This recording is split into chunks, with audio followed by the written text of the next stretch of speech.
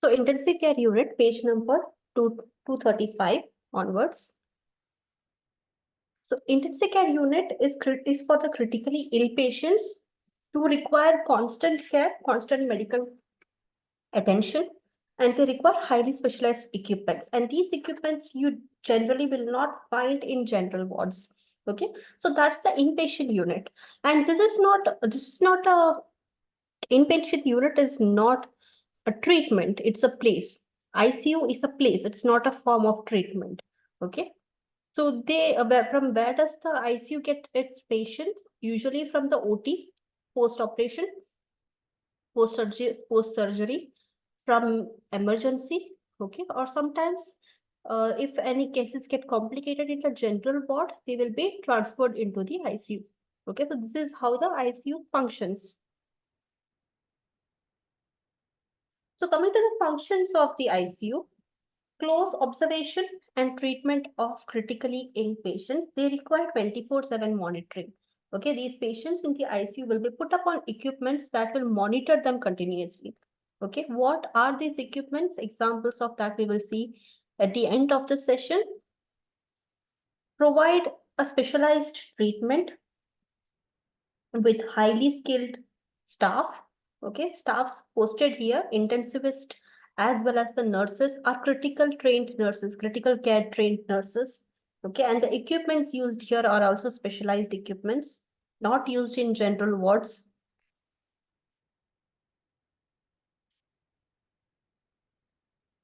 To utilize a skilled staff more efficiently and effectively. So the staffs who are skilled, who have experience of more than 5 years or so, okay, usually they are well skilled based on hands-on patient care. Okay, so those staffs usually will be on rotational duties in ICU. Surveillance of critically ill patients. Surveillance is done for various reasons, even to track any hospital or healthcare associated infection. Surveillance is done. Surveillance means close monitoring, keeping an eye out for specific signs and symptoms that can indicate any healthcare associated infections. Care for post-surgery patients. Okay, some hospitals, they may not have a post-op ward, post-operation ward, or post-surgical wards. So majority of the patients, soon after their surgery is completed, they will be transferred to ICU for 24 to 48 hours of post-op operation observation, and then they will be moved to general wards or public or private wards, semi-private wards. To provide care for medical emergencies as well. Okay, usually a lot of code blues happen in ICUs. Okay, so all sort of medical emergencies, medical as well as surgical emergencies, are taken care in the ICU. Coronary care units provide care for cardiac emergencies. Tertiary care hospitals, they usually have a CICU, cardiac intensive care unit, or coronary intensive care unit. Okay, separate unit of at least 7 to 10 beds for cardiac patients, cardiac emergencies. Complicated cardiac cases will be admitted in the cardiac emergencies or cardiac ICUs. To provide life support to critically ill patients, this is ventilation. Ventilator care is given in ICU. So types of ICU classification based on the patients admitted or based on the specialty under which the patients are admitted. So there are these many different types of ICU. You will not find these many types in a primary or a secondary care hospitals. Only in tertiary care hospitals, all these segregations are seen. Okay. So first is your general ICU or ICTU, intensive care unit or intensive care therapy unit. Then you have the CICU, coronary care unit. Okay. CCU, coronary care unit or coronary intensive care unit. Pulmonary intensive care unit, PICU. PICU stands for pediatric intensive care unit as well. Okay. Then BICU, burns intensive care unit. NICU, neonatal intensive care unit. ANCU, very rare, acute nursing care unit, not usually found in Indian hospitals. MICU, medical intensive care unit. Here surgical cases will not be admitted, poisoning cases, Okay, medical complications will be posted here. Surgical complications will be posted in surgical ICU. Okay, SICU. And OICU, obstetric intensive care unit, you will find this in maternity hospitals, obstetric intensive care unit along with NICU. So these are the different types of ICUs. Another classification is these again based on some more specialties like urinary, nephroma, respiratory, pediatric, anesthesia. In hospitals, some hospitals, even in abroad, okay, in European countries, Department of Anesthesiology is the one that controls and manages and administers the ICU department, okay. The management of the ICU department usually comes under the Department of Anesthesiology.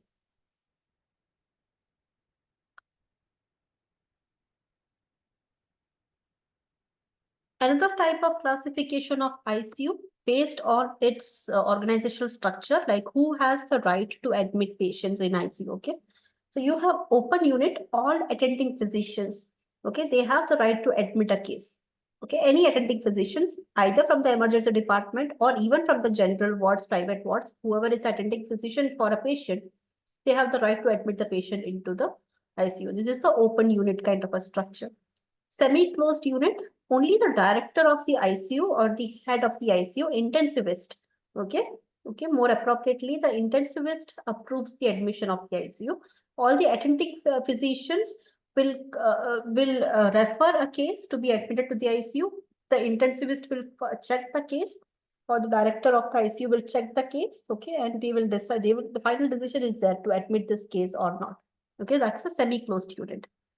And in closed unit, only the director and the associates are responsible for all the admissions and discharges. Okay. Here, very low degree of hear and say is given to general physicians or attending physicians. The majority of the admissions are done by emergency, and that also under the guidance of the director of the ICU and the associates and his or her associates.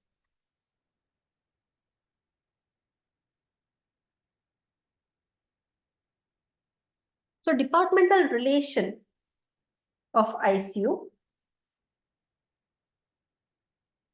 Major departmental relations, okay, and accessible, which is adjacent and accessible to the ICU, should be your OT, operation theater or operation complex, emergency care, and radiology. These three are the departments which should be very close or nearby to the ICU.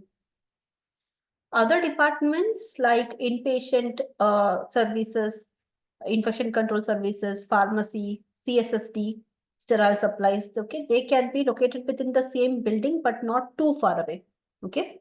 So something which should be in the same floor or just next to the ICU should be your operating theater, emergency department, or radiology department. That's how architecturally you have to find a proper, a good location for the ICU.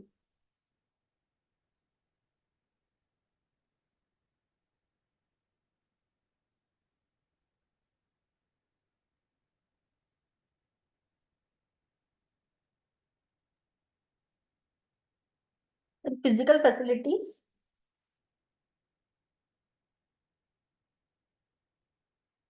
Location of the ICU, it should be located very close to the OT and recovery rooms. And again, as it should be convenient from, it should have a convenient access to the emergency department as well. Respiration therapy department, surgery, radiology department. Bed strength. 6-bed ICU is ideal. And the bed strength of the ICU should be between 6 beds to 20 beds. If the bed strength is less than 6 beds, it is not that profitable. It is not viable or not profitable for the institution. And if the bed strength, if it is more than 20 beds in an ICU, it will become unmanageable, difficult to manage. About 2% of the total hospital beds in ICU should meet the requirement. Usually, for example, if it is a 50-bedded hospital, 2% of 50 bed, whatever is number, that many beds should be there in the ICU. But in India, based on the population scenario in India, at least 5 to 10% of the hospital beds should be provided for ICU care. 2% of the total hospital bed, it could work for European countries where there is not much population to start with.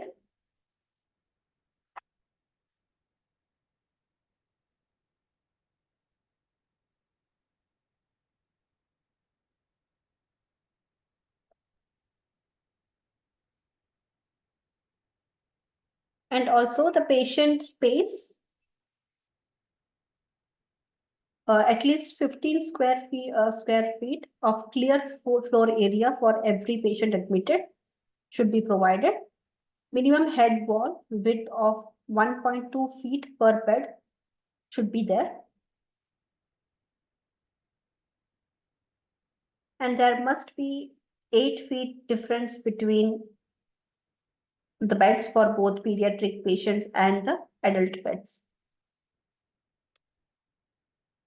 Nursing call system, two-way call system. ICU department should be able to reach out to other departments. Other departments also should be able to reach out to the ICU department.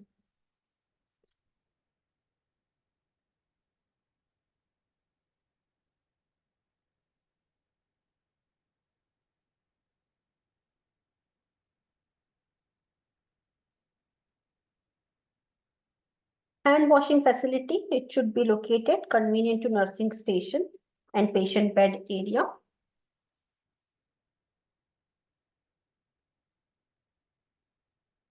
Patient services provided in the ICU are oxygen pipeline is given, suction outlets are given. Okay, because majority of the every bed should have its oxygen pipeline and suction outlets, compressed air outlet, electrical sockets to put on monitoring devices, in-vision devices, movable partition between like for privacy. Okay, or some ICUs have their own movable curtain cubicle partition. Okay, if it is not there, movable partitions, screens should be provided.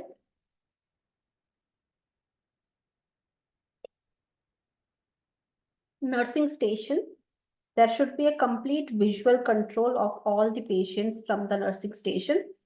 As much as possible, make the beds, all the patient beds, equidistant from the nursing station. Having a central nursing station and the beds arranged around the nursing station is the most ideal version of ICU arrangement, because the nurses will be able to reach, in case of complications, nurses will be able to reach to a patient as quickly as possible.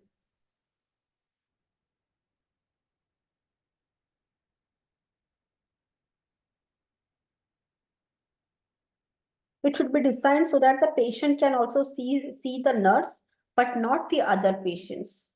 So screens between beds are important.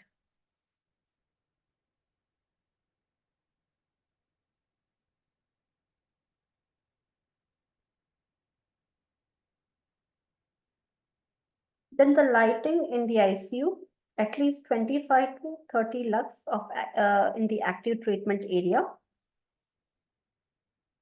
150 to 200 lux in the staff or sisters or doctors room, where they may have to do the documentation. Temperature, 60 to 70 degree Fahrenheit is desirable. Air conditioned, it should be fully air conditioned. Noise level, up to 50 dB is the maximum noise level that is permissible. Is that also during daytime? At evening and night time, it should be half of that, less than 25 dB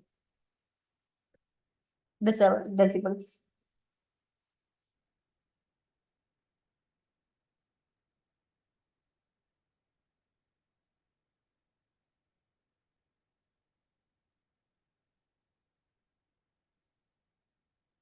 Then humidity of 50 to 60% is recommended. Electricity, round the clock of electricity. If not, generator should be available. Uninterrupted power supply system should be there. Inverters should be there. Standby generator should be available. That medications, it must have the provisions for all essential drugs, IV fluids, gases in sufficient stock round the clock. There must be a standard operating procedure for every inventory control system, every procedures, and how to maintain the ICU equipments. Isolation room, 1% of the ICU beds should be isolation bed.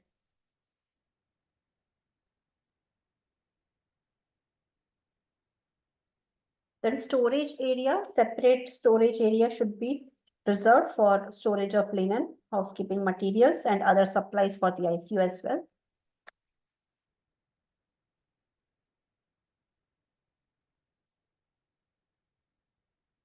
Inside the ICU,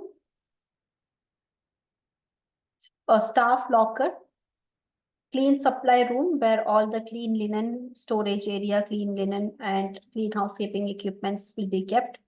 Soiled workroom to collect all the bad linens, used up linen, stained linen, and this will be collected by the housekeeping staff. And this soiled linen room should have a large sink where immediately the soiled linen can be washed in terms of emergency. Nourishment station, this is where the feeding is prepared. A small nourishment station, like a small kitchen pantry kind of a nourishment station, where the feeds, NG tube feeding and all can be prepared.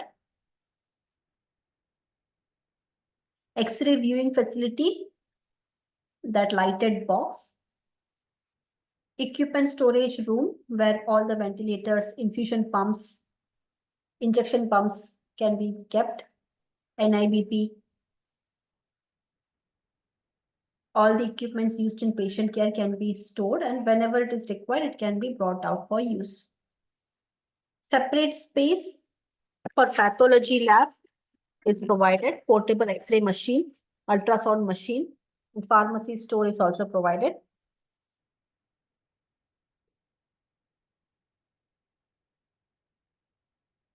Pharmacy store is not compulsory, but some hospitals will have a separate pharmacy store for ICU care patients, separate for inpatients, outpatients.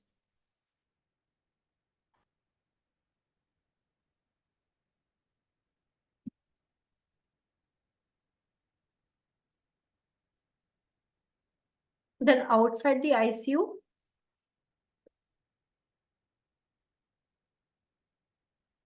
visitors waiting room should be there, seating arrangements, consultancy rooms for duty doctors to discuss the patient cases with visitors, patient party, washrooms for doctors, lounge room for staff where they can rest with proper telephone communication, code blue system, code blue announcement speakers should be available, signaling system, comfortable seating arrangement for visitors and doctors in the lounge room, audiovisual facilities which can promote health education, a computer with internet facility at near the gate of the ICU, practical procedure room if it is a teaching hospital, a medical college or a medical college teaching hospital, practical procedure room, conference room, meeting room and multi-facility room for small conferences and seminars that can be held, for a staff meeting that can be held, housekeeping room, janitor's room or housekeeping room to keep all the housekeeping supplies, nurses room where the nurses can rest during their shift hours, trolley bay wheelchair storage area should not be inside the ICU, it should be outside the ICU, but arranged properly so that it is not creating any traffic. Then staffing, medical staff. Some hospitals, they have a separate department for critical care medicine. And as I mentioned earlier, some places, ICUs is under the control of Department of Anesthesiology. So usually the staffs will be intensivists or consultants, senior residents, junior residents. These are the medical staff. Okay. Sometimes interns as well. Okay. If it is an intensive care hospital, medical college, interns will be there.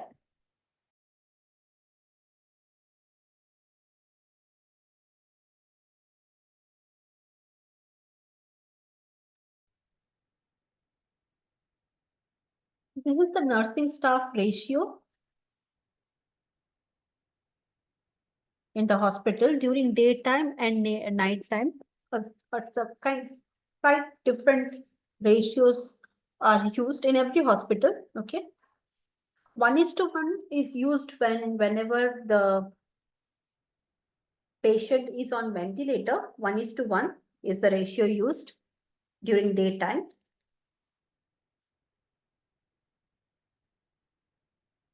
And if it is during night time, 1:2. If the patient is on ventilator, 1:2.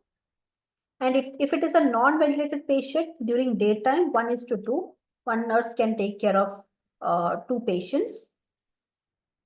And at night time, if it is a non-ventilated patient, one nurse can take care of three patients.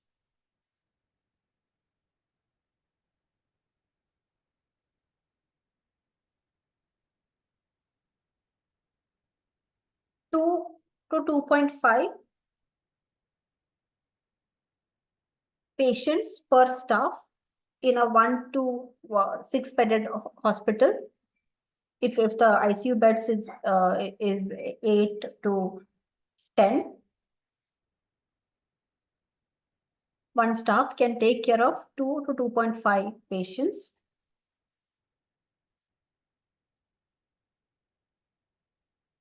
And if it is a 12-bedded ICU, one patient can be taken care by 1 to 1.5 staff. So 3 staff can take care of 2 patients in general.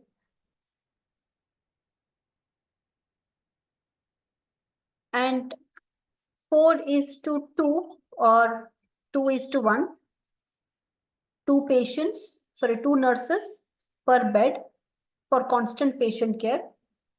Not in HDU, but if any patients who require constant attention, in that case, for one patient, 2 nurses can be put on duty.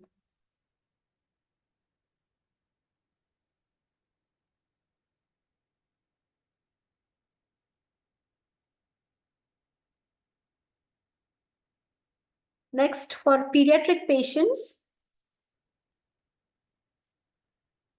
1:2, 1 staff for 2 pediatric patients in a pediatric ICU.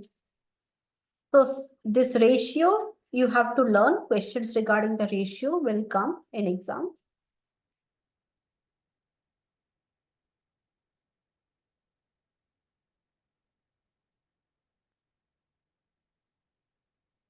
Direct requirement for the provision of constant medical care. 4 sisters are required. Change nurses are required in the hospital.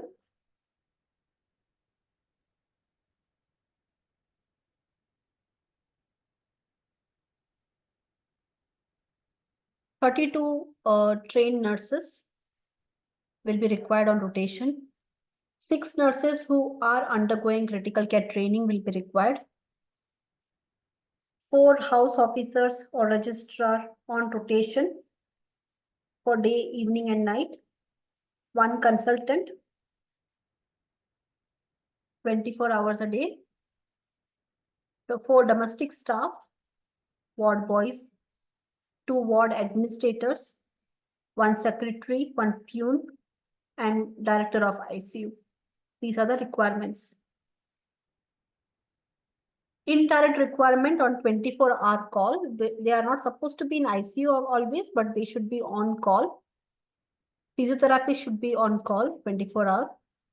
Radiographer, technicians like biochemistry technician, blood bank technician, bacteriological microbiology technician from laboratory. Okay, these lab technicians, radiography technicians, and physiotherapists should be on call 24/7.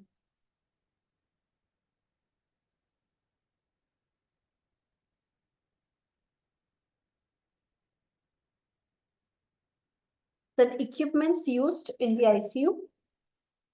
We have monitoring equipments, for example, cardiac monitor, pulse oximetry, ECG machine, ultrasonography machine, 3D echo machine, these are the examples of monitoring equipment. They only monitor the patient 24/7. When the patient is connected to the equipment, patient condition will be shown up on the monitor. Then we have therapeutic equipment. These are used in treatment, providing treatment. They cater to the treatment for the patient, like ventilator, nebulizers, laryngoscope, bronchoscope, endoscope, defibrillators. Okay? These are therapeutic equipments. Infusion pumps will also come under therapeutic equipments. Diagnostic equipment to find out any crisis.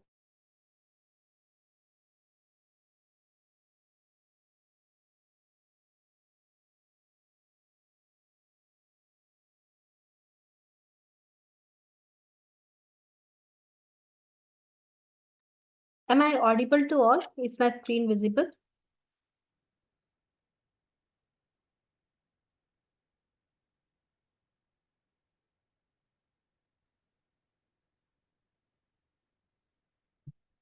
Am I audible to all? Is my screen visible?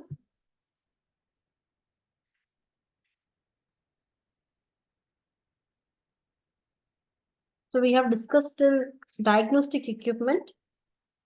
Then other instruments used in ICU, tracheostomy set, central line set, cut open set for IV line, pacemakers, attachment set. So these are the other sets available. Ostomy set for critical care, emergency care. Coming to the policies and procedures, admission and discharge policy in the ICU. So what kind of patients do you usually admit in ICU? Patients who have multiple injuries, okay? They require support during the admit, like 24 ventilation. Patients who require support for cardiovascular integrity, cardiac support, toxemia or septicemia control. No patient is directly admitted to the ICU. They come from either emergency department, IER, OT, or they get upgraded from the general wards. ICU admissions are usually as per the recommendations of the consultants. Consultant in charge of the ICU is responsible for the continuity of care of the patients. Before you confirm any admission for the ICU, you have to first check if the bed is available or not.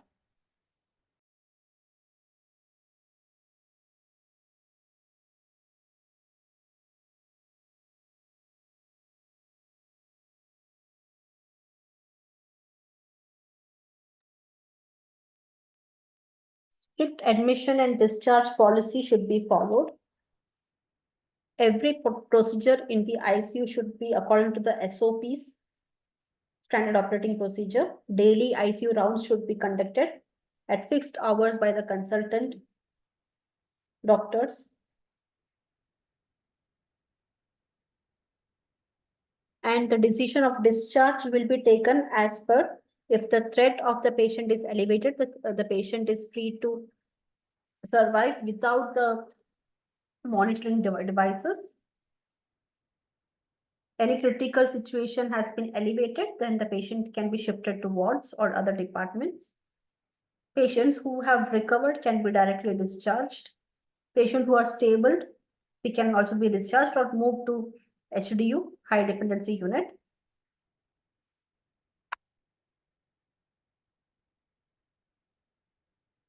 Quality assurance policy in the ICU.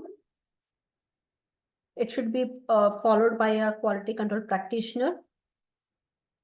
And how can you assure quality in the ICU? By making sure that from every patient who has been discharged from the ICU, you collect the feedback from the patient or from the family through exit poll.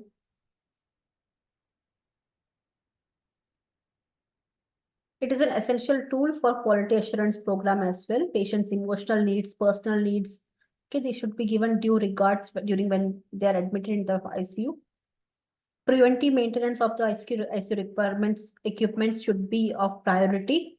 Okay, you cannot afford the equipments to break down during a patient care. That will be strict laws in the protocol. It will be a really big setback in the protocols that you follow in the ICU.